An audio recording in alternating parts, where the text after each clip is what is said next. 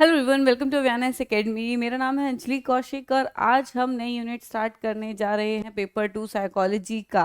ठीक है, congratulations, 2 unit का सिलेबस आपका खत्म हो गया है। पीवाईक्यू की सीरीज अलग चलेगी, तो अभी मैं उसमें इंक्लूड नहीं कर रही हूँ, सो दैट यहाँ पर हम थ्योरीज और जो भी हमारे फंडामेंटल्स ऑफ साइकोलॉजी है हम उनको कवर कर पाएँ। ठीक है, अब मेरी कुछ बातें आपको बतानी है, पहले वो सुनो। कुछ चीज़ें हैं अभी टेट्स की जो हमने वहाँ पर कंप्लीट नहीं करी हैं। रीज़न कॉज वो सारे जो रिलेटेड है वो टेस्टिंग से है रिलेटेड। ठीक है, जो आप यूजुअली पैराग्राफ में देखने को आपको मिलेगा। Now you will be like इससे अभी सॉल्व नहीं हो रहा, नहीं होगा। मैं आपको बता रही हूँ क्योंकि दोनों जो यूनिट्स है वो प्रॉपर तरीके से इंटरलिंक्ड है एंड इट्स अ फैक्ट। क्योंकि अभी अगर आप कोई भी पैराग्राफ वगैरह अगर आप सॉल्व करने जाते हो, सो आपको कुछ वर्ड्स वहां पर ऐसे मिलेंगे जिसको जैसे हम बोलते हैं क्रॉनबेक अल्फा। ठीक है, क्रॉनबेक अल्फा। अभी क्रॉनबेक अल्फा क्या है वो हम अभी समझने जाएंगे। ठीक है, क्रॉनबेक अल्फा क्या है, फैक्टर एनालिसिस क्या है, फैक्टर एनालिसिस कितने टाइप का होता है, क्यों हम इस चीज़ को करते हैं। ठीक है, सो मल्टीपल चीज़ें हम अभी करेंगे।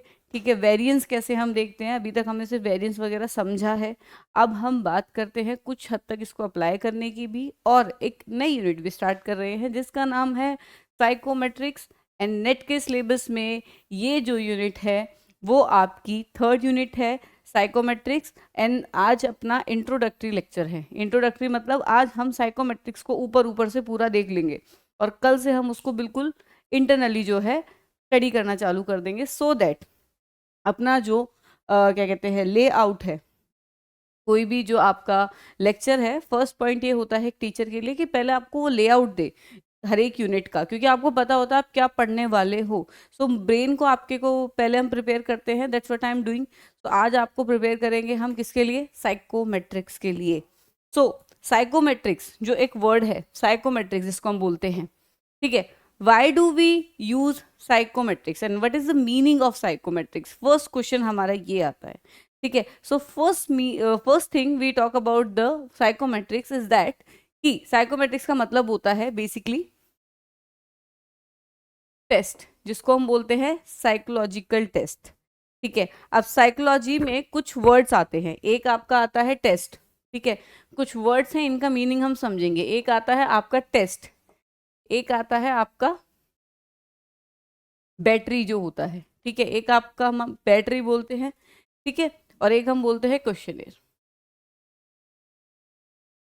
ठीक है, ये 3 वर्ड मैंने पीछे ऑलरेडी लिख दिए हैं। अब हम इन तीनों वर्डों को इलेबोरेट भी करेंगे, पर उससे पहले हम साइकोमेट्रिक्स का मीनिंग समझते हैं। तो साइकोमेट्रिक्स में सारी चीज़ें जो वर्ड हैं आपको क्वेश्चनेयर, बैटरी, टेस्ट, ये सब ना आपको रोज देखने को मिलेगा। ठीक है, क्यों? क्योंकि इनका ही यूज़ किया जाता है किसी भी ह्यूमन ट्रेट को देखने के लिए या किसी भी ह्यूमन ट्रेट के मेजरमेंट के लिए जो टेस्ट हम यूज़ करते हैं। ठीक है, suppose we use intelligence test ना, VAIS। ठीक है, बैचलर्स अडल्ट इंटेलिजेंस स्केल, हम उसे यूज़ करते हैं इंटेलिजेंस मापने के लिए। वो कैसे बना? वो बना साइकोमेट्रिक्स के थ्रू। तो जहाँ पर हम बात करते हैं साइकोलॉजिकल टेस्टिंग की, तो साइकोलॉजिकल टेस्टिंग या साइकोमेट्रिक्स जो हम वर्ड यूज़ करते हैं, इसके अंडर आपको टेस्ट कंस्ट्रक्शन से लेके टेस्ट एप्लीकेशन, उसका स्टैंडर्डाइजेशन, आपको सब पढ़ना है। ठीक है, और बाद में अप्लाई करेंगे तो उसमें आप स्टैंडर्डाइजेशन में ऑलरेडी आप उसमें अप्लीकेबिलिटी लिखोगे, स्टेप्स लिखोगे, वो सारा आपको मैनुअल जो आप क्रिएट करोगे वो सारा आपका साइकोलॉजिकल टेस्टिंग में आएगा। ठीक है, और अभी हम इसमें कुछ कुछ थ्योरीज पढ़ेंगे कि जो चीज़ें हमें बेनिफिशियल होती हैं ड्यूरिंग द टेस्ट कंस्ट्रक्शन। क्योंकि अगर आप कभी PhD में जाकर अपनी रिसर्च जब आप करोगे, so you will be needing all of this. ठीक है, क्योंकि वहाँ पे आप क्वेश्चनर बनाओगे, फिर उसमें आइटम एनालिसिस होता है, मल्टीपल चीज़ें होती हैं। अभी मैं कोई यहाँ पर फैक्चुअल वर्ड्स नहीं लेना चाह रही जो आपके बिल्कुल ही what we call technical words हैं, क्योंकि आप पजल हो जाओगे। अभी हम स्टार्ट करेंगे बिल्कुल बेसिक से। चलो, पॉइंट नंबर 1, ये स्टार्टिंग में जब हम टेस्टिंग की बात करते थे, ठीक है, स्टार्टिंग में जब हमने टेस्टिंग की बात करी तो एक ना फ्रोनोलॉजी नाम आता है। ठीक है, एक वर्ड आता है डेट इज फ्रोनोलॉजी। ठीक है, अब ये फ्रोनोलॉजी क्या था? ये आपने एक नाम सुना होगा, फ्रांसिस गेल्टन, ठीक है। First testing was done for the intelligence, ठीक है। इंटेलिजेंस के लिए पहला टेस्ट डेवलप हुआ था, और इसमें आपके पास एक फर्स्ट वर्ड आता है जो है फ्रांसिस गेल्टन, जिन्होंने फर्स्ट वो किया था ट्राई, किसको, इंटेलिजेंस को नापने के लिए। अब फ्रांसिस गेल्टन ने फ्रेनोलॉजी को बेसिकली बताया। अब फ्रेनोलॉजी का मतलब क्या होता है? फ्रेनोलॉजी में आप ये कहते हो कि जो, देखो फ्रांसिस गेल्टन जो थे उनका खुद का सर बहुत बड़ा था, ठीक है। फ्रांसिस गेल्टन की कहानी ऐसे ही याद रखनी चाहिए कि उनका खुद का सर बहुत बड़ा था, तो वो सेल्फ ऑब्जेस्ट थे। वो ये बोलते थे कि जिन भी लोगों के जो मतलब लोब्स हैं या जो सर बड़े हैं, उन लोगों में इंटेलिजेंस ज़्यादा है। तो अगेन एंथ्रोपोमेट्रिक मेजर्स भी फ्रांसिस गेल्टन से ही आया, साइकोफिजिक्स वाला, जिसमें उन्होंने ये बोला कि रिएक्शन टाइम को लेकर, तो ये जो बाहर के ओवर्ट बिहेवियर हैं, ऑब्जर्व्ड बिहेवियर हैं, वहाँ की जहाँ हम बात करते हैं इंटेलिजेंस टेस्टिंग में, ठीक है, उसको हम क्या बोलते हैं? फ्रेनोलॉजी। अब एक चीज समझो कि फ्रेनोलॉजी जो है इट वाज लेस साइंटिफिक। क्या थी? लेस साइंटिफिक थी। तो इस वाली अप्रोच को हम कभी भी कंसीडर नहीं करते, बट हो सकता है कि आपके पास जो एक होता है कि किसने मेजर करने का ट्राई करा, वो पूछते हैं, ठीक है, और उसमें सीक्वेंस देते हैं नेट वाले, तो उसमें आपको लिए ये हेल्पफुल है, ठीक है। तो Francis गेल्टन was the first one जिन्होंने इंटेलिजेंस टेस्टिंग के लिए ट्राई करा। और कई तरीके के टेस्ट होते हैं, जैसे आपका इंटेलिजेंस टेस्ट हो गया, पर्सनैलिटी टेस्ट हो गया, ठीक है। So intelligence test the first one, later the personality test was there, ठीक है। सो जो क्रोनोलॉजी ऑफ टेस्ट है उसमें सबसे पहले कौन से टेस्ट बने थे? आपके इंटेलिजेंस टेस्ट। क्लियर है? तो ये भी आपको क्लियर होना चाहिए। अब मैंने जैसा कि बताया कि आपका जो फ्रेनोलॉजी था वो लेस साइंटिफिक था। क्यों? क्योंकि वो सिर्फ ओवर्ट बिहेवियर को देख रहा है, ठीक है। सिमिलर थिंग आप लगा के चलो कि कोई भी चीज़ है, चाहे पर्सनैलिटी ट्रेट है या कुछ भी है, आप ह्यूमन साइकोलॉजी पढ़ रहे हो, इंसान के दिमाग में क्या चल रहा है नहीं बता सकते। इंसान में और जो आपके एनिमल्स होते हैं, ठीक है, ह्यूमन में और एनिमल में जो बेसिकली डिफरेंस है वो यही है, क्या? कॉग्निशन का, जिसको हम बोलते हैं हायर ऑर्डर थिंकिंग स्किल्स। अब ये जो है ये ह्यूमन पर्सनैलिटी को फॉर्म करती है या ह्यूमन साइके को फॉर्म करती है, and we are so smart, ठीक है, we are very smart, we know how to behave at a particular time, ठीक है। लोग झूठ भी बोलते हैं ना, ठीक है। वी नो कि हमें कहाँ से फायदा मिल सकता है, so we always work for our self from our brain. तो इट्स क्वाइट नॉट पॉसिबल, ठीक है, ये चीज आपके लिए पॉसिबल ही नहीं है कि आप किसी भी जो एक ह्यूमन है उसके इनर बिहेवियर को, जो इनर बिहेवियर तो, अरे आउटवर्ड है तभी तो बिहेवियर है, सॉरी, जो भी उसकी इनर थॉट प्रोसेस है उसको आप उसके बिहेवियर से समझ पाओ, क्योंकि हमारे पास कॉग्निशंस है and we are working as per that, right. So हम कभी भी अपने आप की पूरी पर्सनैलिटी बाहर नहीं रखते, ठीक है। We don't say what we think properly, हमसे ज़्यादा हमें कोई नहीं जानता, इट्स अ फैक्ट, ठीक है। तो हमें किस चीज़ की ज़रूरत पड़ी? टेस्ट की, ठीक है। अब ये जो साइकोमेट्रिक्स है इसका यहाँ पर आता है स्टेप इन टेस्टिंग में। क्यों? क्योंकि हमें इंटरनल चीज़ों को जानना है। अब ऐसे तो देखो, जैसे आपको अब पैरानॉइड, अगर कोई पेशेंट आप देखोगे तो उसके अपने ही डिल्यूजन्स होते हैं, राइट, ठीक है। वो अपने ही उसमें रहता है कि नहीं, ये मेरे को मार देगा या ये मेरे खिलाफ कोई प्लानिंग प्लॉटिंग कर रहा है। अब अगर आप सिर्फ बाहर के बिहेवियर से उस चीज़ को सुनते रहो तो हो सकता है आप उसकी बातों पे यकीन कर लो, चांसेस हैं, बट नहीं, हमने किस पे बिलीव करा? हमने बिलीव करा टेस्ट पे, क्योंकि जो एक्चुअल चीज़ है वो कौन बता सकता है? टेस्ट, ठीक है, कि उसकी एक्चुअल स्टेट ऑफ माइंड क्या है, ठीक है, वो कितना सही बोल रहा है, कितना गलत बोल रहा है, क्या वो हमें दूसरे वे में डाइवर्ट कर रहा है। सो वो हम किसके थ्रू देख पाएंगे? इसके थ्रू, ठीक है, किसके थ्रू? टेस्ट के थ्रू। सो जो भी इंटरनल बिलीव्स हैं या जो भी उसके दिमाग में चल रहा है उसके लिए हमें टेस्टिंग की ज़रूरत पड़ गई, ठीक है, क्योंकि human behaviour is so complex. हम ये नहीं मान सकते कि जो उसके दिमाग में है वही उसके मुंह पे है, नहीं।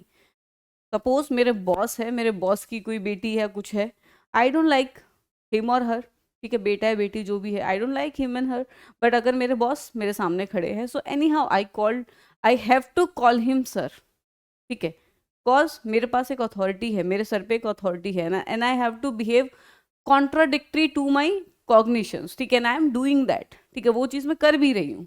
अब उसको थोड़ी पता चलेगा कि मैं उसको बिल्कुल ही, मेरे को बॉस वाली फीलिंग है ही नहीं, या मेरे को बात ही नहीं करनी इस इंसान से, उसको नहीं पता चलेगा, राइट। सो यही फर्क होता है एक ह्यूमन साइकी में और एक एनिमल में। That's why we need what?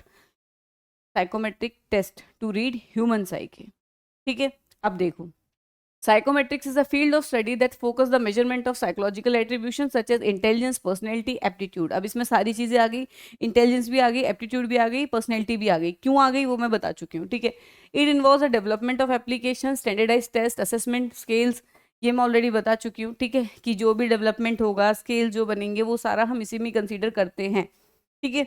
आगे चलते हैं। सो देखो, psychological test, a measurement of a device technique use to quantify behaviour और aid in understanding a prediction of behaviour. अब इसमें हेल्पफुल क्या, हमें हेल्प क्या मिलती है कि सपोज हमने MMPI से देखा और MMPI से हमें पता चल गया कि एक पर्सन का जो बिहेवियर है वो एबनॉर्मल है, ठीक है। MMPI यूज होता है क्लिनिकल के लिए। अगर हमने पता चल गया कि बिहेवियर जो है वो आपका एबनॉर्मल है, तो हम उसके आगे के बिहेवियर को समहाउ प्रिडिक्ट कर सकते हैं। सपोज OCD है, अब OCD हमने उसको टेस्टिंग के थ्रू देख लिया कि हाँ confirmed this person is suffering from OCD। अब OCD के बाद जो उसका बिहेवियर होगा वो हम पहले ही प्रिडिक्ट कर सकते हैं, ठीक है। बीइंग इट आपका व्हाट वी कॉल, जो आपके एंजाइटी अटैक्स होते हैं, we can predict that by them, ठीक है, and so we can help them, ठीक है। अगर हमें हमारे पास एक प्रॉपर डायग्नोसिस है, so we can anyhow help the other person, ठीक है। Then a device for measuring characteristics of a human being and pertain over overt and covert behaviour दोनों। It also measures past, present और future behaviour, ठीक है। Past, present और future का भी हम अप्रोक्सीमेशन लगा सकते हैं इसके थ्रू, क्योंकि अगर सपोज एक पर्सन आया, उसने आपको एक स्टोरी सुनाई, बट आपको पता चला वो सिजोफ्रेनिया से सफर कर रहा है, ठीक है, he is suffering from schizophrenia.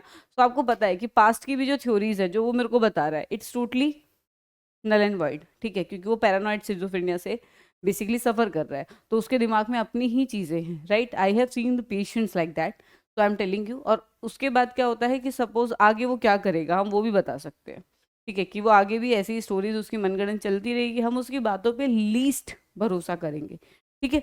चलो भाई आगे चलते हैं। तो बहुत लेमन टर्म में मैंने आपको बताया। अब जो आपकी टेस्टिंग है, टेस्टिंग का फर्स्ट पार्ट आपका क्या हो गया, टेस्ट डेवलपमेंट, ठीक है। पहले डेवलप कर ले टेस्ट, उसके बाद हम क्या करेंगे, अप्लाई करेंगे, ठीक है। टेस्ट डेवलप में आपका फर्स्ट स्टेप आता है, दैट इज आइटम क्रिएशन। अब आइटम का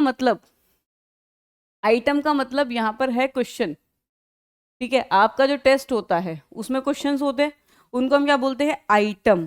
क्या बोलते हैं, आइटम, ठीक है। सपोज आपका ये MCQ है, ठीक है, एक MCQ आपने दिया, ये आपकी स्टेटमेंट है। इस स्टेटमेंट को हम क्या बोलते हैं, स्टेम, ठीक है। स्टेटमेंट को हम क्या बोलते हैं, स्टेम। उसके बाद ABCD, यहाँ पर कोई आंसर होगा जो करेक्ट आंसर होगा, करेक्ट आंसर को हम करेक्ट आंसर बोलेंगे, बाकियों को हम बोलेंगे क्या, डिस्ट्रैक्टर्स। क्या बोलेंगे, डिस्ट्रैक्टर। जो आंसर से आपको डाइवर्ट करेंगे उसको हम क्या बोलेंगे, डिस्ट्रैक्टर्स। करेक्ट आंसर को हम बोलेंगे करेक्ट आंसर। और स्टेम का आपका मतलब है जो आपकी स्टेटमेंट है। और इस पूरी जो आपका ये MCQ बन गया है, इसको हम क्या बोलते हैं, आइटम। एक क्वेश्चनियर में क्या बोलते हैं हम इसको, आइटम, ठीक है। बिल्कुल क्लियर रखना है ये चीज। अब देखो, जो भी क्वेश्चन है, जो भी आपका क्वेश्चन है, सपोज उसमें 4 ऑप्शन है, ठीक है। पहली बात तो साइकोलॉजिकल टेस्ट में यूजुअली कुछ सही गलत नहीं होता, देर इज अ मतलब कोई वहां पर एक सिंगल आंसर नहीं होता, कुछ सही नहीं है कुछ गलत नहीं है, ठीक है। तभी हम उसको ह्यूमन बिहेवियर बोलते हैं। देखो, मेरा जो पॉइंट ऑफ व्यू हो सकता है आपका उससे अलग हो, राइट। मेरा जो पॉइंट ऑफ व्यू है उससे अलग आपका हो सकता है, एंड दैट इज एक्सेप्टेबल, ठीक है। That's why we have individual differences, कि आप अलग हो और मैं अलग हूँ। तो साइकोलॉजिकल टेस्ट में यूजुअली क्या होता है कि कोई भी सही गलत ऑप्शन नहीं होता, ठीक है। हर एक क्वेश्चन का अपना एक पॉइंट ऑफ व्यू है। जैसे आप 16 PF का अगर टेस्ट लोगे तो 16 PF में आपको 4 या 5 ऑप्शन उसमें मिलते हैं। अब 4 या 5 ऑप्शंस में ऐसा थोड़ी है कि ये वाला गलत है ये वाला सही है, नहीं। It's showing about your personality, ठीक है। It's showing things about your personality. So उस वजह से क्या होगा कि उसमें जो एक एक वर्ड है, जो आपके 5 ऑप्शन है, वो एक डिफरेंट पर्सनैलिटी की तरफ आपको इंक्लाइंड करेंगे, और वो पर्सनैलिटी आपकी खुद की है, ठीक है। वो उसको बेसिकली डायग्नोस करने में हेल्प करेंगे। सो हम ये नहीं बोल सकते कि वो जो है वो बेसिकली गलत है, नहीं है, ठीक है। कोई भी आंसर सही या गलत नहीं है, आपका सही, मेरा सही, मेरा सही। तो साइकोलॉजिकल टेस्ट में यूजुअली ऐसा होता है। बट सपोज अगर हम MCQ की तरह इसको कंसिडर करें, इसमें एक ही आंसर सही है, that is the this one, ठीक है। अगर हम बात करें एक ही आंसर सही होने की, जो है आपका ये वाला करेक्ट वाला। अब यहाँ पर क्या होता है कि हम ऐसे आइटम को डायकोटोमस लेके चलते हैं। डायकोटोमस का मतलब होता है कि अगर ट्रू है तो बेसिकली फॉल्स नहीं होगा, और फॉल्स है तो ट्रू नहीं होगा, ठीक है, जिसमें दो ही ऑप्शन होते हैं। इसका रीजन मैं बताती हूँ क्यों हम इन आइटम्स को डायकोटोमस लेते हैं। क्यों? क्योंकि जो आइटम है, आप इसके अलावा अगर कहीं पर भी टिक लगाते हो तो आपका आंसर क्या है, गलत है। आंसर गलत है ना, चाहे आप ए पे लगाओ, चाहे आप सी पे लगाओ, चाहे आप डी पे लगाओ, ठीक है, सारे ही डिस्ट्रैक्टर हैं, एक ही आंसर सही है, ठीक है। सो यहाँ पर इसको हम क्या बोलते हैं, डायकोटोमस। कि या तो इसमें ये सही आंसर आएगा, केस की प्रोबेबिलिटी देखो, या तो ये सही आंसर आएगा, ठीक है, या फिर गलत आंसर आएगा। तो दो ही तो आंसर आ सकते हैं। सपोज पर्सनैलिटी क्वेश्चनेयर पे अगर हम आ जाते हैं, ठीक है, अब पर्सनैलिटी क्वेश्चनेयर में ए बी सी डी, ठीक है, अब type A B C D, जो आपका टाइप ए बी सी और डी जो है, उसी पर्सनैलिटी के हिसाब से सपोज हमने कंसीडर कर लिया कि ए पर्सनैलिटी के हिसाब से ये होना चाहिए, बी पर्सनैलिटी के हिसाब से ये, सी के हिसाब से ये, डी के हिसाब से ये, ठीक है, ठीक है। अगर मैंने ये मान लिया कि ए पर्सनैलिटी के हिसाब से ये आंसर होना चाहिए, बी पर्सनैलिटी के हिसाब से ये होना चाहिए, और सी पर्सनैलिटी के हिसाब से ये, और डी के हिसाब से ये, तो इस केस में कोई सही गलत नहीं है। सो ये जो आइटम है ये डायकोटोमस नहीं है, ठीक है, ये आइटम जो आपका है वो डायकोटोमस नहीं है। बट अदरवाइज अगर एक करेक्ट आंसर है और बाकी सारे गलत है, तो we consider that as a dichotomous item, ठीक है।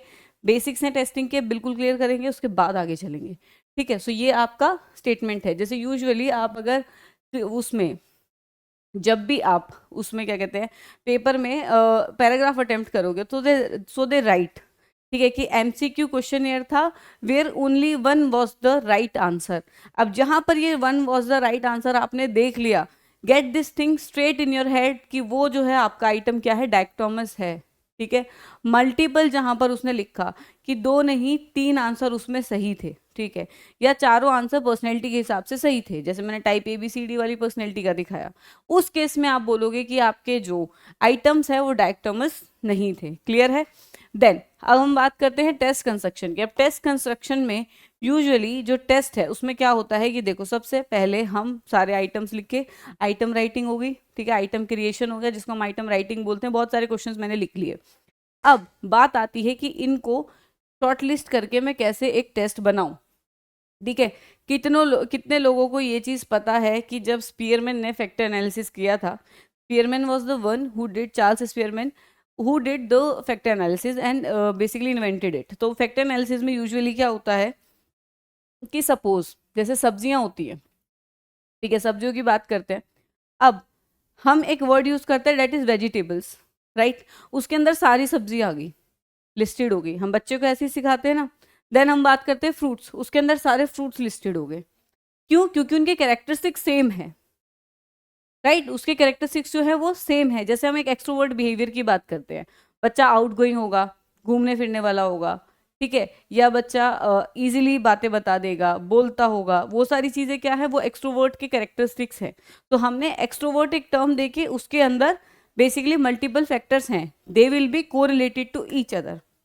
क्लियर है? Then if we talk about the second part, introvert, introvert में भी सेम चीज होगा, कुछ पर्टिकुलर कैरेक्टरिस्टिक्स होंगे जो इंट्रोवर्ट के होंगे। तो this is what factor analysis. देखो, जैसे मैंने इंट्रोवर्ट में अगर मैं बार बार ये बोलूं कि शाय है, रिजर्व्ड है, या ये है वो है, तो क्या है, बहुत टाइम लग रहा है ना। और एक ही चीज हम अलग अलग तरीके से, कान ऐसे पकड़ लो या ऐसे पकड़ लो, बात तो आपकी सेम होती है, ठीक है। तो चार्ल्स स्पीयरमैन ने बेसिकली क्या करा कि 36 चीजें एक साथ लेके चलने की जगह उसने एक पर्टिकुलर एम्बिट टर्म दे दी। जैसे बार बार ये चीज बोलने से बेटर है कि गाजर, मूली और ये सारा, ठीक है, बार बार ये चीज बोलने से बेटर है वेजीज, ठीक है। सिमिलरली आप एप्पल, बनाना, इन सब की बात करोगे, इससे बेटर है फ्रूट्स। क्या खाया? फ्रूट्स, ठीक है। अब मैं फ्रूट सैलेड का एक एक वो नहीं बताऊंगी ना, अगर मैंने फ्रूट सैलेड में सपोज मैंने से उसमें एप्पल भी था, ये भी था, वो भी था, नहीं, it's totally waste of time. I say मैंने फ्रूट सैलेड खाया, ठीक है। So this is how the Charles Spearman invented the factor analysis. उसने यही करा, उसने साइकोलॉजिकल जो ट्रेट्स होती है उन ट्रेट्स को एक पर्टिकुलर जो होता है ना कि ये ट्रेट इसकी हैं, ये ट्रेट इसकी हैं, और ऐसे ऐसे करके प्रॉपर एक अपर हेड उनको दे दिया, जिसको हम बोलते हैं बेसिकली एम्बिट टर्म उसको दे दी, जैसे इंट्रोवर्ट हो गया या एक्सट्रोवर्ट हो गया, ठीक है। सो वो उन्होंने एक प्रॉपर टर्म दे दिया, जैसे जनरल इंटेलिजेंस उन्होंने दिया था जी फैक्टर, राइट, इंटेलिजेंस थ्योरीज में। अब जी फैक्टर जो है वो जी फैक्टर ऐसा है जिसको हम बेसिकली फ्लूइड भी बोलते हैं ना, फ्लूइड इंटेलिजेंस भी बोल सकते हैं जी फैक्टर को।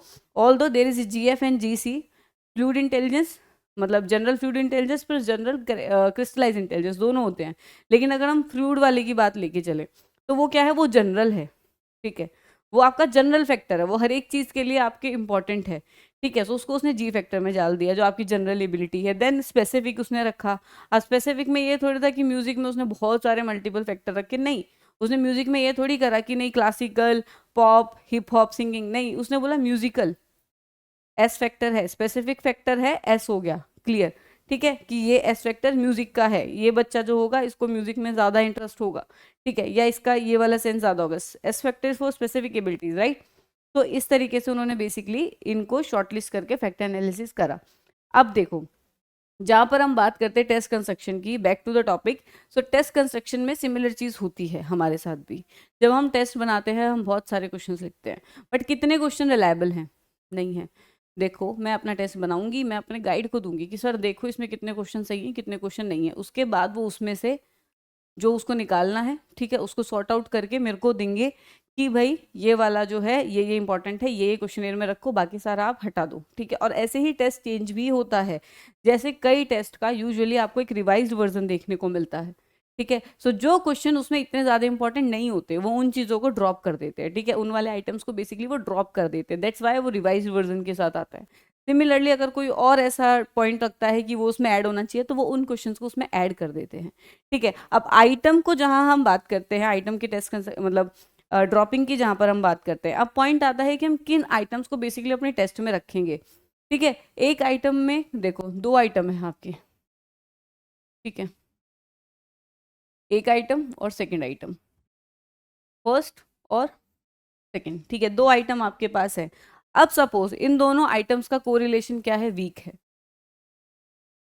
अगर कोरिलेशन वीक है, कोरिलेशन कुछ भी नहीं है दोनों आइटम्स का, इसका मतलब क्या हो गया कि आपका जो टेस्ट है, ठीक है, आपका जो क्वेश्चन है वो दूसरे क्वेश्चन से कहीं से मिलता जुलता है ही नहीं।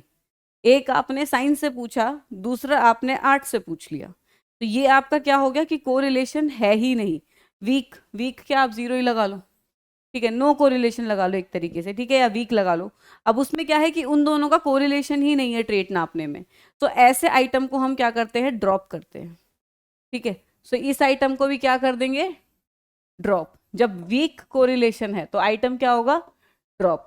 अब सेकंड केस आप देखो, सेकंड केस में क्या हुआ कि दोनों जो आपके आइटम्स हैं पेपर के, ठीक है, दोनों जो आपके आइटम हैं या क्वेश्चंस हैं, दोनों में कोरिलेशन हाई है भाई, एकदम हाई, मतलब बिल्कुल वन, ठीक है, आप प्लस वन लेके चलो, ठीक है, बिल्कुल आपका वन आया है, ठीक है। अब इस केस में क्या हो गया कि जो ये नाप रहा है वो भी तो वही नाप रहा है, तो हम फालतू का बर्डन क्यों लेके चलेंगे, तो यहां पर भी हम क्या करेंगे, ड्रॉप।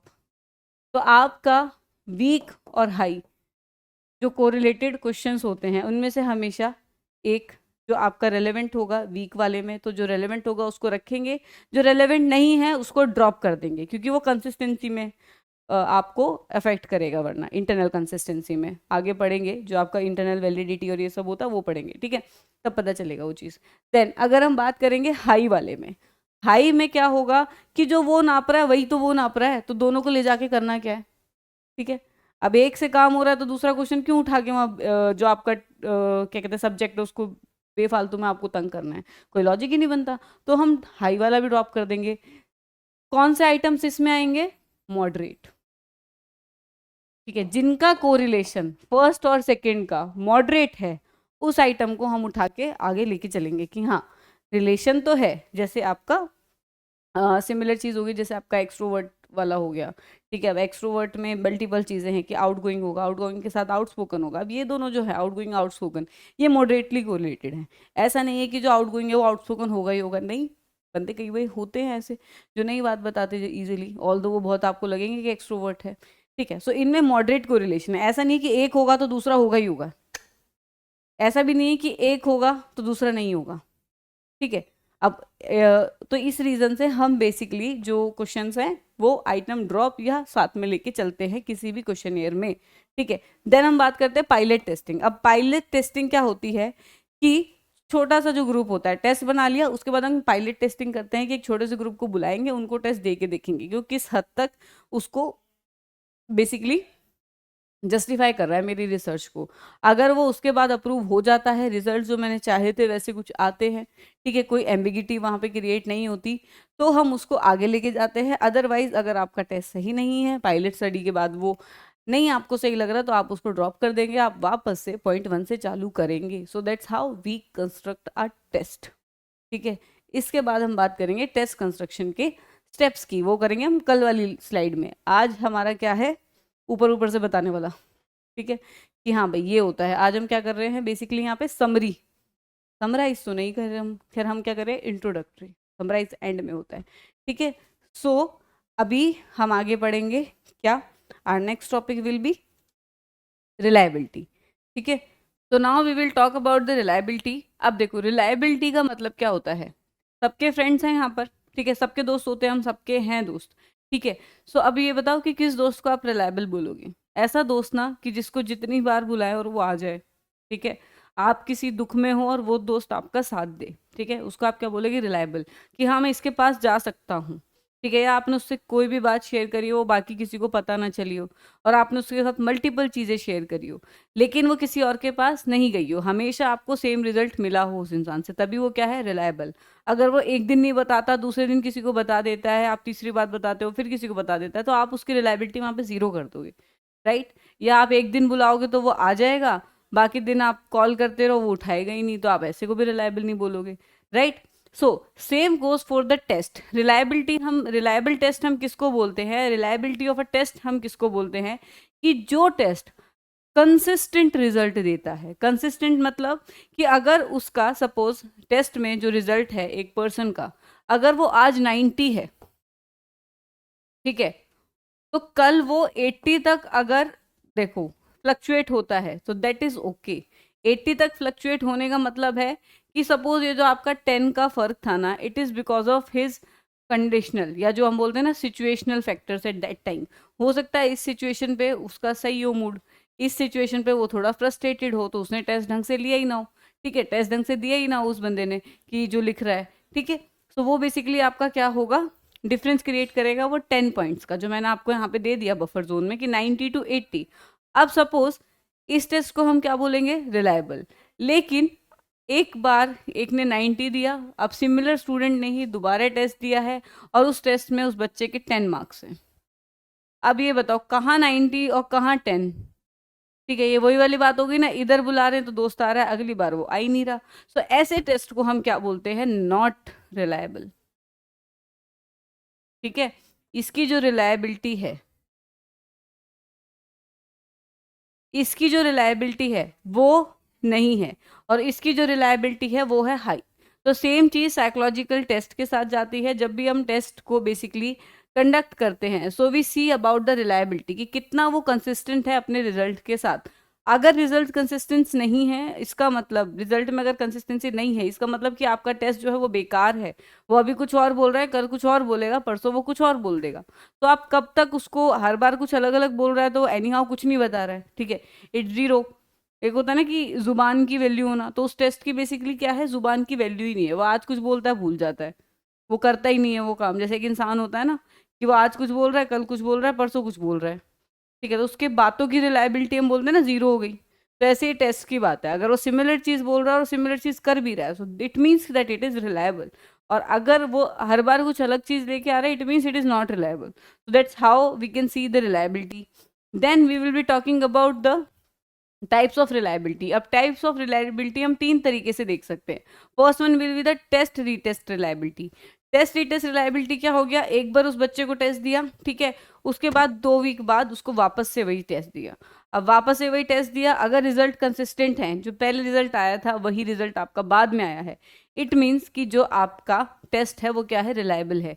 यहाँ पर जो आपका सब्जेक्ट है, ठीक है, वो अलग अलग टाइम पर, ठीक है, वीक 1 या वीक 1 हो गया, वीक 2 सेम टेस्ट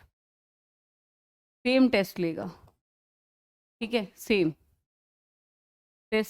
टेस्ट, वो सेम चीज लेके चलेगा, ठीक है, और उसके जो रिजल्ट हैं वो सेम आएंगे। तो ऐसे टाइप को हम क्या बोलेंगे कि इसकी टेस्ट रिटेस्ट रिलायबिलिटी जो है वो हाई है। लेकिन सपोज दोनों टाइम उसके रिजल्ट जो है डिफरेंट आए, तो उसकी टेस्ट रिटेस्ट रिलायबिलिटी जो है वो क्या हो जाएगी, खत्म हो जाएगी।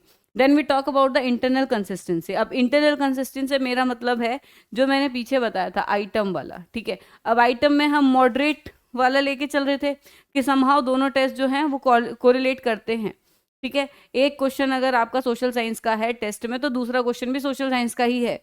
एक अगर आपके टेस्ट में अचीवमेंट टेस्ट का क्वेश्चन है, तो दूसरा क्वेश्चन भी अचीवमेंट टेस्ट का ही है। दे आर मॉडरेटली कोरिलेटेड, ठीक है। सो ये बेसिकली आपकी किसको बताएंगे, इंटरनल कंसिस्टेंसी को या फिर इंटरनल रिलायबिलिटी को, कि आपके जो टेस्ट के जो क्वेश्चंस हैं वो बेसिकली सेम है, ऑलमोस्ट मॉडरेटली कोरिलेटेड है। तो इससे आपको क्या पता चलेगा कि आपके टेस्ट की जो इंटरनल कंसिस्टेंसी है वो जो है हाई है, जिसको हम बोलेंगे इंटरनल रिलायबिलिटी, ठीक है। सारे जो हैं वो एक साथ है। देखो, internal consistency reliability assess how well the items within a test correlate with each other, एक दूसरे के साथ कितना अच्छा कोरिलेट करते हैं।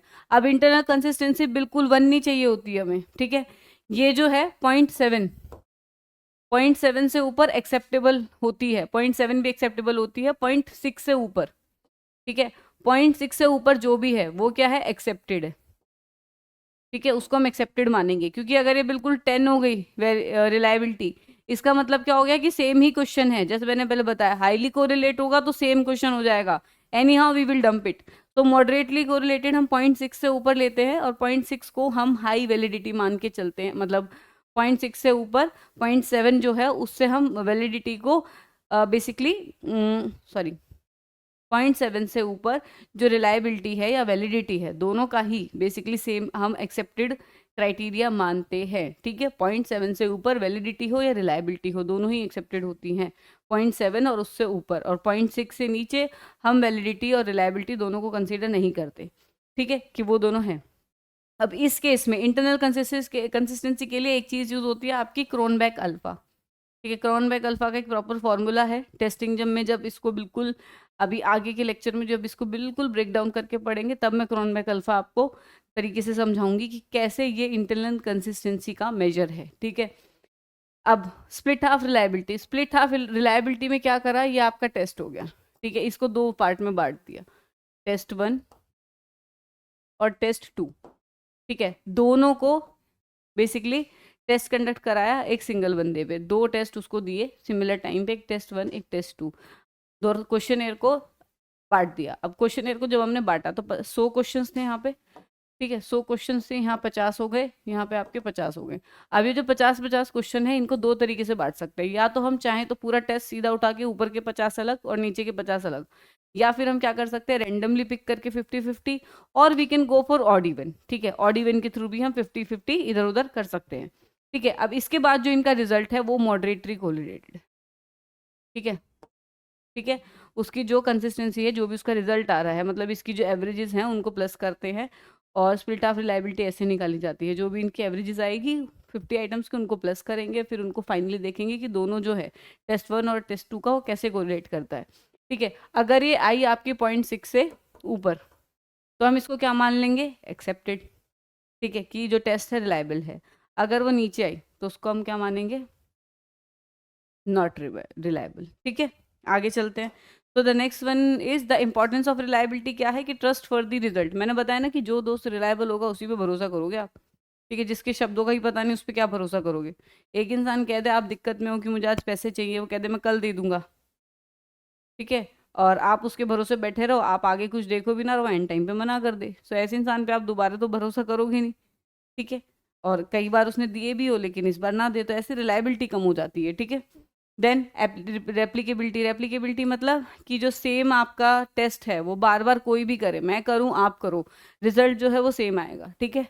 देन क्रेडिबिलिटी क्या है कि हाँ, जो इन्होंने बेसिकली ट्रस्ट वर्दीनेस, ठीक है, कि जो भी ये टेस्ट बता रहा है वो टेस्ट सही बता रहा है, द टेस्ट इज क्रेडिबल, ठीक है। देन हम बात करेंगे कंटेंट वैलिडिटी की। अब वैलिडिटी पे आ जाओ। अब वैलिडिटी क्या है? वो हमारी कंसिस्टेंसी थी, ठीक है। वो क्या था? कंसिस्टेंसी ऑफ रिजल्ट, ठीक है। हम इसको क्या बोलते हैं? कंसिस्टेंसी ऑफ रिजल्ट, ठीक है। लेकिन जहां पर हम वैलिडिटी की बात करते हैं, वैलिडिटी में हम बोलते हैं कि बेसिकली क्या मेजर कर रहे हैं, जिसको हम वैलिड बोल सकते हैं एक तरीके से। Valid would be the right word, ठीक है। अब वैलिडिटी में ये समझाना चाहूंगी कि आपने कभी, सपोज मैं एक साइंस बच्चे को साइंस पढ़ा के मैं उसको सोशल साइंस का क्वेश्चनियर दे दूं, तो क्या वो वैलिड है? तो how much it is measuring what it is ought to measure, जो ये बोल रहा है कि मैं ये चीज़ मेजर कर रहा हूँ, उसकी क्या वैलिडिटी है कि वो वही चीज़ मेजर कर रहा है? हो सकता है वो कुछ और भी हो, ठीक है। वो कोई और चीज़ को मेजर कर रहा हो। सपोज सोशल साइंस के बच्चे को अगर मैं सोशल साइंस पढ़ा के और मैं उसे साइंस का क्वेश्चनियर उधर दे देती हूँ, तो वो टेस्ट वहाँ पर इनवैलिड हो जाता है, ठीक है। वो टेस्ट वहाँ पर इनवैलिड हो जाएगा। सिमिलरली अगर मैं सोशल साइंस के बच्चे को सोशल साइंस का पढ़ा के उसको वही टेस्ट देती हूँ, so it means the test is valid, ठीक है। सो ऐसे केस में क्या होगा? टेस्ट वैलिड है, उसको वही पढ़ा है, उसको वही टेस्ट मिला है, लेकिन उसको पढ़ाया कुछ और, आप टेस्ट कुछ और दे दो, ठीक है। सो वहां पर वो टेस्ट क्या हो जाएगा? आपका इनवैलिड। तो बेसिकली अगर इंटेलिजेंस टेस्ट का आपने ऊपर नाम लिखा हुआ है कि it will measure the intelligence, so वो सिर्फ इंटेलिजेंस को ही मेजर करे, ऐसा नहीं इंटेलिजेंस टेस्ट ऊपर लिखा हुआ है, नीचे पर्सनैलिटी के क्वेश्चन डाल दिया आपने, तो वहां पर टेस्ट जो है वो आपके जो आइटम्स है वो क्या हो गए? इनवैलिड। और आपके टेस्ट की जो वैलिडिटी हो गई वो क्या चली गई? डाउन, ठीक है। क्लियर हुई ये वाली बात? अब देखो, इससे हमें एक चीज समझ आई, a test can be reliable but not valid every time, ठीक है। अब सपोज जैसे मैंने बताया कि एक टेस्ट रिलायबल हो सकता है लेकिन वैलिड वैलिड हर बार होगा, ये चीज़ की कंफर्मेशन नहीं है, ठीक है। सपोज आपका पास एक टेस्ट हो गया, जो जैसे मैंने बताया आपने इंटेलिजेंस टेस्ट बनाया था, इंटेलिजेंस टेस्ट के क्वेश्चंस हैं, ठीक है। आपने उसके ऊपर पर्सनैलिटी टेस्ट लिखा हुआ है, ठीक है। अब ऐसे में क्या है कि वो टेस्ट आपका इनवैलिड हो गया, ठीक है। बट उसके जो क्वेश्चंस हैं वो इंटेलिजेंस जो है उसको तो नाप रहे हैं ना, उसके लिए तो रिलायबल है। तो a test can be reliable but not valid. Suppose मैं VAIS जो आपका टेस्ट है, बैचलर एडल्ट इंटेलिजेंस टेस्ट, उसको एबनॉर्मलिटी देखने के लिए अगर यूज करूं, ठीक है, या साइकोपैथोलॉजी में उसे MMPI की जगह पे मैं यूज करूं, तो ऐसे केस में वो टेस्ट वैलिड नहीं है, लेकिन वो टेस्ट रिलायबल है, लेकिन वो दूसरी चीज के लिए रिलायबल है, ठीक है। सो इसलिए एक टेस्ट रिलायबल हो सकता है और स्टिल वैलिड नहीं हो सकता, ठीक है। एक टेस्ट रिलायबल होगा लेकिन वैलिड नहीं होगा। लेकिन अगर कोई टेस्ट वैलिड है, ठीक है, if a test is valid, तो then it will be reliable. तो रिलायबल तो वो होगा ही होगा, ठीक है। वैलिडिटी हमेशा रिलायबिलिटी के साथ आएगी, लेकिन रिलायबिलिटी के साथ वैलिडिटी नहीं आती। एक इंटेलिजेंस टेस्ट आपके सिर्फ इंटेलिजेंस के लिए वैलिड है, लेकिन अगर हम बात करेंगे पर्सनैलिटी के लिए तो वहां पर वो इनवैलिड है, तो हम उससे पर्सनैलिटी नहीं नाप सकते। जो मैंने सोशल साइंस और वो वाली बात आपको बताई, हम सेम आइटम्स दूसरे टेस्ट में अगर मैं डाल दूं तो एनी हाउ वो इनवैलिड हो जाएगा, लेकिन उसकी रिलायबिलिटी तो रहेगी ना, क्योंकि मैंने ऑलरेडी वो चीज़ पब्लिश की है कि मेरा टेस्ट रिलायबल है। It is reliable when it comes to measuring the intelligence, ठीक है। बट अगर मैं सेम क्वेश्चनर मैंने उठाया और फिर मैंने पर्सनैलिटी क्वेश्चनर बनाया, मैंने उसमें भी डाल दिया सेम ही क्वेश्चंस, ठीक है, सेम आइटम्स मैंने उसमें डाल दिया। अब इस केस में क्या है कि क्वेश्चंस मेरे रिलायबल है पर वैलिड नहीं है। लेकिन सपोज एक टेस्ट मैंने बनाया वो वैलिड है, तो उससे पहले रिलायबिलिटी चेक होगी, ठीक है, कि वो कितनी कंसिस्टेंसी ऑफ रिजल्ट दे रहा है। जब कोई question back to back, suppose मैंने इंटेलिजेंस टेस्ट जब बनाया, तो मैंने सबसे पहले क्या देखा कि वो back to back same result दे रहे हैं ना, रिलायबिलिटी तो है ना आइटम्स की। और रिलायबिलिटी जब है तो इसका मतलब वैलिडिटी होगी ही होगी, ये कंफर्म नहीं है। लेकिन अगर वैलिड है तो रिलायबिलिटी तो होगी ही होगी, ठीक है। पहले रिलायबिलिटी होती है फिर वैलिड देखा जाता है, और जब वैलिडिटी होती है तो तब रिलायबिलिटी होती ही होती है। तभी हम उसको क्या बोलते हैं? क्या कहते हैं? तभी हम ये चीज़ बोलते हैं कि हाँ भाई ये टेस्ट वैलिड भी है और ये टेस्ट रिलायबल भी है। सो हमें टेस्ट में दोनों चीज़ें चाहिए। इसको हम स्टैंडर्डाइजेशन ऑफ टेस्ट का पार्ट लेके चलते हैं। रिलायबिलिटी ऑफ वैलिडिटी क्या है? Standardisation of the test. As we know कि जब इंटेलिजेंस टेस्ट बना था तो बीनेट सैमन ने जो आपका टेस्ट बनाया था वो पूरा लिख दिया था, ठीक है, सब कुछ उसने कर लिया था, लेकिन उसने स्टैंडर्डाइजेशन नहीं करा था। Standardization was done by who? Terman, ठीक है, उन्होंने उनका सारा जो है वो स्टैंडर्डाइजेशन करा था, इस वजह से आज उसमें लुईस टर्मिन का नाम आता है, ठीक है। और उनका जो क्वेश्चन, जो एक प्रॉपर हम बोलते हैं कि उनकी जो इक्वेशन थी आईक्यू की, वो काफ़ी ज़्यादा मतलब कॉम्प्लेक्स थी। तो उसके बाद जो आपका ये आईक्यू वाला फॉर्मूला है, mental as upon chronological age into 100, तो फिर ये वाला फाइनल जो आया लुईस टर्मिन जी का फॉर्मूला, वो हम आज यूज़ कर रहे हैं, ठीक है। सो ये बेसिकली क्यों? क्योंकि उनका जो टेस्ट था वो स्टैंडर्डाइज नहीं था। अगर वो उस टाइम पे रिलायबिलिटी वैलिडिटी सब चेक कर देते तो वो वहीं पे ही स्टैंडर्डाइज हो जाता, ठीक है, इनका नाम नहीं आता। लेकिन हमने वो बाद में करा, इस वजह से उसे टाइम लगा, थोड़ा सा हैवी हो रहा होगा, मैं बार बार इसलिए बोल रही हूँ। A test can be reliable but not valid every time, but a test can be valid. A test which is valid is always reliable, ठीक है।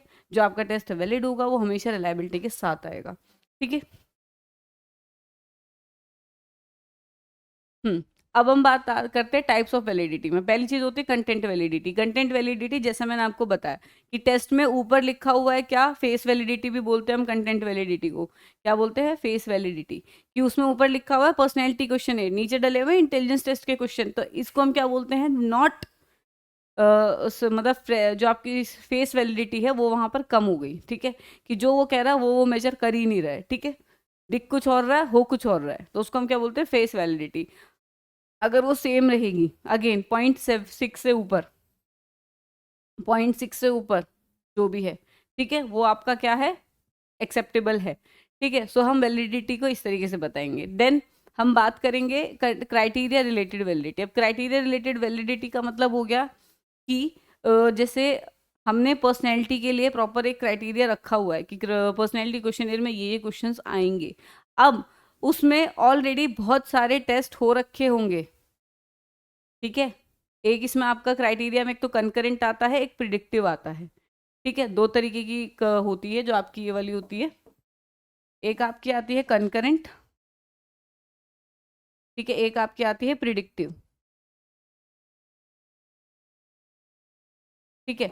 अब इसमें देखो क्राइटेरिया रिलेटेड में ये हो गया कि सपोज कंकरेंट का पहले हम पढ़ेंगे। कंकरेंट का मतलब क्या हो गया कि मैंने एक टेस्ट बनाया, ठीक है, इंटेलिजेंस का। अब उस टेस्ट के जो रिजल्ट है वो ऑलरेडी जो आपका एक टेस्ट स्टेब्लिश होगा, कुछ ना कुछ तो पहले हो रखी है ना research. Wechsler's adult intelligence scale is there, ठीक है, देन बिनेट साइमन का इज देयर। तो मैं उनसे उसको बेसिकली क्या करूंगी? कंपेयर करूंगी, ठीक है, कि ये सेम कंसेप्ट में जा रहा है या नहीं जा रहा है। तो उसको हम बेसिकली क्या बोलेंगे? कनकरेंट क्राइटेरिया वैलिडिटी, ठीक है, कि वो इंटेलिजेंस को ही ज्यादा कर रहा है। अब उसका अगर पर्सनैलिटी क्वेश्चनेयर से मैच होगा तो इसका मतलब तो मेरा क्राइटेरिया ही खराब है, ठीक है, तो मैं क्राइटेरिया को फोकस ही नहीं हूँ, ठीक है, क्राइटेरिया से मेरा टेस्ट फोकस ही नहीं कर रहा, तो उसको हम बोलते हैं कनकरेंट, ठीक है। कि जो स्कोर्स है दोनों के, एक बच्चे को अगर मैंने दोनों टेस्ट दिए, वेशलर्स और एडल्ट स्केल भी दिया, दूसरा मैंने अपने वाला टेस्ट भी दिया, तो उन दोनों का जो आपस में कोरिलेशन है वो ज्यादा होना चाहिए स्कोर्स का, ठीक है, तभी मेरी जो कंकरेंट वैलिडिटी है, कंकरेंट क्राइटेरिया रिलेटेड वैलिडिटी, वो हाई होगी। Then we talk about the predictive. Predictive में क्या है कि सपोज मैंने एक टेस्ट बनाया कि ये जो टेस्ट है ये बच्चों की एग्जाम परफॉर्मेंस को देखेगा, ठीक है, कि वो कैसा एग्जाम में परफॉर्म करेंगे। अब मैंने जो टेस्ट बनाया उस हिसाब से जिसकी मेरे टेस्ट में हाई स्कोर्स हैं, उसने एग्जाम में भी बेसिकली हाई स्कोर किया है। तो इट मीन्स कि मेरा जो टेस्ट है वो क्या है? प्रिडिक्टिव क्राइटेरिया वैलिडिटी में हाई है, कि उसकी जो प्रिडिक्टिव वैलिडिटी है वो बेसिकली क्या है? हाई है। और अगर वो सिमिलर नहीं परफॉर्म करता, सपोज मेरे टेस्ट में मैंने बोला कि ये तो इस बार एग्जाम में टॉप करेगा और बच्चा फेल हो गया, तो वहां पर क्या होगी? Criteria related validity down. जैसे नेट के सिलेबस का मैं बताती हूँ कि ये क्वेश्चन आएगा, ये क्वेश्चन आएगा, तो ये क्या है? ये मेरी क्राइटेरिया रिलेटेड प्रिडिक्टिव वैलिडिटी की मैं यहाँ पे बात कर रही हूँ, कि मैं प्रिडिक्ट कर रही हूँ। लेकिन सपोज वो चीज़ पेपर में आई, तो पेपर में अगर आएगी तो आप लोग वापस आओगे वीडियो देखने की, नहीं यार मैम सही पढ़ाती है, ठीक है। लेकिन अगर वो चीज़ नहीं आई तो यू विल बी लाइक कौन देखेगा लेक्चर, कुछ आता तो है नहीं पेपर में इससे, ठीक है। सो वो बेसिकली क्या है? क्राइटेरिया रिलेटेड वैलिडिटी है। So that's how even you can see the clear example of it, ठीक है, जो मैंने अभी आपको बताया। Then we talk about the construct validity. अब कंस्ट्रक्ट वैलिडिटी का मतलब हो गया कि देखो कंस्ट्रक्ट आपके दो तरीके के होते हैं। एक आपका होगा कन्वर्जेंट, एक आपका होता है डाइवर्जेंट, ठीक है। एक आपका हो गया कन्वर्जेंट, एक हो गया आपका डाइवर्जेंट। तो एज वी नो कन्वर्जेंट का मतलब क्या होता है और डाइवर्जेंट का मतलब क्या होता है, ये ठीक है। ये दो चीजों से समझो। अब देखो डाइवर्जेंट क्या है, दूर दूर जा रहे हैं, और कन्वर्जेंट क्या है, पास पास आ रहे हैं। जैसे सपोज इंट्रोवर्ट और एक्सोवर्ट, दोनों चीजें बहुत डिफरेंट है। अगर कुछ कैरेक्टरिस्टिक्स जो है आपके, सपोज मैंने एक इंट्रोवर्ट का टेस्ट लिया, ठीक है, मैंने देखा कि जो जो स्टूडेंट्स हैं वो इंट्रोवर्ट है या एक्सट्रोवर्ट है, मैंने खुद बनाया, ठीक है, इंट्रोवर्ट का test, and there is already establish test of introverted person, ठीक है, इंट्रोवर्जन पे ऑलरेडी आपके पास एक टेस्ट है। तो अब क्या होगा, मेरा जो बेसिकली मेजरमेंट है वो उससे कितना ज़्यादा बेसिकली उसके स्कोर को सिमिलर वे में लेके जा रहा है कंस्ट्रक्ट को, ठीक है। ऐसा नहीं है कि मैंने अपने टेस्ट को बोला हुआ है इंट्रोवर्जन का टेस्ट और मैं उसमें प्रूव कर रही हूँ एक्सट्रोवर्जन, नहीं, ठीक है। हमारे जो टेस्ट के रिजल्ट है वो कन्वर्जेंट के साथ तो बेसिकली मिक्स होने चाहिए, ठीक है। जैसे आपका इंट्रोवर्जन में बहुत सारे करेक्टरिस्टिक्स हो गए, इंट्रोवर्जन में आपका हो गया शाइनेस हो गई, ठीक है, देन थॉटफुलनेस कि इंसान बैठा बैठा सोचता रहता है, देन घर में रहने वाला, ठीक है, जो होम बाउंड एक तरीके से पर्सन रहता है। सो ये तीन चीज़ें हैं। अब ये तीनों चीज़ें ना इकट्ठी चलती है तो इसको हम बोलते हैं कन्वर्जेंट। ये टोटल मिलके क्या बना रही हैं आपका बेसिकली इंट्रोवर्टनेस, ठीक है। सो ये सारे जो कंस्ट्रक्ट है ये हमेशा कन्वर्ज होने चाहिए आपस में सिमिलरली, इससे मतलब तीनों जो हैं आपस में मिलने चाहिए। देन अगर हम बात करेंगे एक्सट्रोवर्ट के कैरेक्टरिस्टिक्स के, एक्सट्रोवर्ट के कैरेक्टरिस्टिक्स क्या हो गए, आउटवर्ड कि बच्चा बाहर घूम रहा है, ठीक है, और बहुत ज़्यादा आउट गोइंग है, तो इस केस में क्या होगा कि वो चीज़ इससे अपोजिट जानी चाहिए, ठीक है। सो जो कंस्ट्रक्ट इसके सिमिलर हैं उसका अगर कोई टेस्ट है तो वो टेस्ट तो आपके रिजल्ट के बिल्कुल पास में आए, ठीक है, उसका जो तो रिजल्ट है वो आपके ऑलमोस्ट सेम सेम आए। और जो दूसरा है जो बेसिकली ऑपोजिट को बताएगा उसका जो रिजल्ट है वो बेसिकली ऑपोजिशन में है। तो this is what divergent and convergent जो आपका कंस्ट्रक्ट वैलिडिटी को बताएगा। अब वैलिडिटी में आपके पास एक्यूरेट इंटरप्रिटेशंस आती हैं, क्योंकि अब सपोज रिलायबल तो है टेस्ट लेकिन वैलिड नहीं है। सोशल साइंस का टेस्ट अगर मैं साइंस वाले स्टूडेंट्स को दूंगी तो वैलिडिटी वहाँ जीरो होगी, बच्चे जीरो स्कोर करेंगे, एंड दैट डजेंट मीन कि बच्चों में नॉलेज नहीं है, तो नॉलेज है। सो एक्यूट जो आपका एक्यूरेट इंटरप्रिटेशन है उसके लिए इंपॉर्टेंट है। देन अप्लीकेबिलिटी, अगर कोई स्टडी वैलिड होगी तभी उसकी अप्लीकेबिलिटी जो है वो बेसिकली क्या होगी, अच्छी होगी। हम सिंगल सिर्फ लाइबिलिटी को लेके नहीं चल सकते। देन एथिकल कंसिडरेशन, अब ये जो अननेसेसरी चीज़ें होती हैं, ठीक है, जो ये बेसिकली ये बोल रहे हैं हम ये क्लेम करते हैं कि हम इसको बेसिकली मेजर कर देंगे या ये कर देंगे, वो अननेसेसरी जो चीज़ें हैं उन सबको बेसिकली ये वो करता है, वॉर्न आउट करता है आपकी सारे जो टेस्ट होते हैं उसमें से, ठीक है। देन हम ऑलरेडी कर चुके हैं validity, extend to which a test measures and what it claims to measure, जो क्लेम कर रहा है वो उसको मेजर करेगा। Consistency of the result is about reliability, ये करेगा कि कितना जो टेस्ट का मेजर है, ठीक है, measures whether the extend to which the test claim to measure it is achieved, जो वो चाह रहा है वो उसको मेजर कर पा रहा है या नहीं। Then whether the test gives consistent result at its outcome, ठीक है, जो टेस्ट के रिजल्ट है वो कंसिस्टेंस हैं आउटकम के साथ। Then there are two types of validity, internal external. देन इधर भी आपकी जो रिलायबिलिटी है वो भी इंटरनल और एक्सटर्नल दोनों है। जैसे आपने देखा ना इसमें क्राइटेरिया रिलेटेड जो है ये और ये जो कंस्ट्रक्ट वैलिडिटी है ये दोनों आपकी कौन सी है, एक्सटर्नल है, क्योंकि आप बाहर वाली चीज़ों के साथ इसको बेसिकली देख रहे हो। तो ये आपकी एक्सटर्नल हो गई, ठीक है, और ये आपकी क्या हो गई, इंटरनल, क्योंकि आप जो इंटरनल आइटम्स है उसमें ही देख रहे हो। Then if you talk about the reliability, reliability में भी टेस्ट रीटेस्ट, ठीक है, और स्प्लिट हाफ। टेस्ट रीटेस्ट आपका इंटरनल है, ठीक है, test retest is also internal, internal consistency, split half reliability, ठीक है। तो दोनों ही आपकी दो दो तरीके की हैं। बाकी आगे का जो लेक्चर है आइटम एनालिसिस एंड स्टैंडर्डाइजेशन वो हम कल करते हैं, क्योंकि काफ़ी ज़्यादा वक्त हो गया है, आई थिंक लेक्चर ज़्यादा बड़ा हो गया, और जितना हो सके मैंने समझाने की कोशिश करी। आई डोंट थिंक कि इससे बार आपको स्टेट्स आएगा भी, even introductory lecture is too much for you, ठीक है, वो भी काफ़ी ज़्यादा है, और मेन पढ़ेंगे स्टेट्स में, उसके बाद हम कर देंगे रैपअप, ठीक है। टेस्ट और टेस्टिंग सारी इकट्ठी चल रही है। क्लासिकल टेस्ट थ्योरी करेंगे, आइटम डिस्क्रिमिनेशन इंडेक्स वगैरह देखेंगे कैसे क्या मेजर करते हैं, उसके बाद हम सारे टेस्ट करके इसको रैप देंगे फटाफट, ठीक है। 2 या 3 लेक्चर में ख़त्म करने का ट्राई कर रही हूँ ताकि आपका सारा जो सिलेबस है वो धीरे धीरे आ जाए यूट्यूब पे। चलो मिलते हैं आपसे नेक्स्ट लेक्चर में। आज के लिए मी अंजलि कौशिक, बाय बाय।